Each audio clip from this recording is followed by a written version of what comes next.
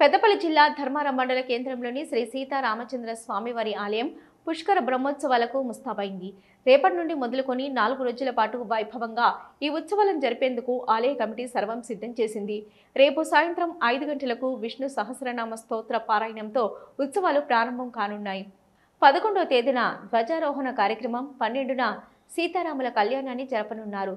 కళ్యాణానికి ముందు స్వామివారికి ఎదురుకోళ్ల ఉత్సవాన్ని, కళ్యాణం అనంతరం సాయంత్రం ఊరేగింపు నిర్వహించనున్నారు. ఈసారి ప్రత్యేకంగా పుష్కర బ్రహ్మోత్సవం కావడంతో రాముడికి పట్టాభిషేక కార్యక్రమాన్ని చేయనున్నారు.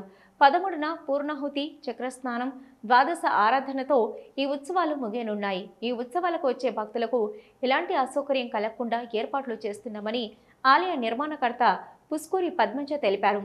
ఈ పుష్కర బ్రహ్మోత్సవాలకు పెద్ద సంఖ్యలో భక్తులు తరలివచ్చి స్వామివారి కృపకు పాత్రలు కావాలని కోరారు. బ్రహ్మోత్సవాలంటే మన ఆలయం నిర్మాణమై 12 సంవత్సరాలు అయిపోతుంది కనుక పుష్కర బ్రహ్మోత్సవాలు చేయడానికి నిర్ణయించుకున్నాం. సోమవారం ఉదయం ధ్వజారోహణతో మొదలుకొని బుధవారం సాయంకాలం అది ద్వాదశారాధనతో ముగుస్తుంది.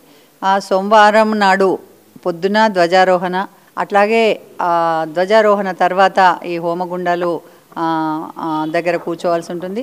ఆ తర్వాత సోమవారం సాయంకాలము ఎదురుకోళ్ళు ఉత్సవం ఉంటుంది. మంగళవారం పొద్దున మళ్ళీ హోమాలు అయిపోయిన తర్వాత కళ్యాణం ఉంటుంది. పుష్కర బ్రహ్మోత్సవాలు కనుక మనం పట్టాభిషేకం కూడా మన రాముడికి చేసుకుంటున్నాం. మన రాముడికి ఊరేగింపు, సాయంకాలం ఊరేగింపు ఉంటుంది.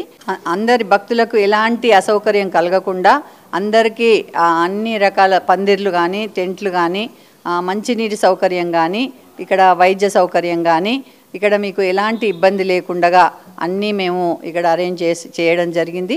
మీకు ఎట్లాంటి ఇబ్బంది లేకుండా మేము చూసుకుంటాం. తప్పకుండా మీరు అందరూ రావాల్సిందిగా కోరుచున్నాం.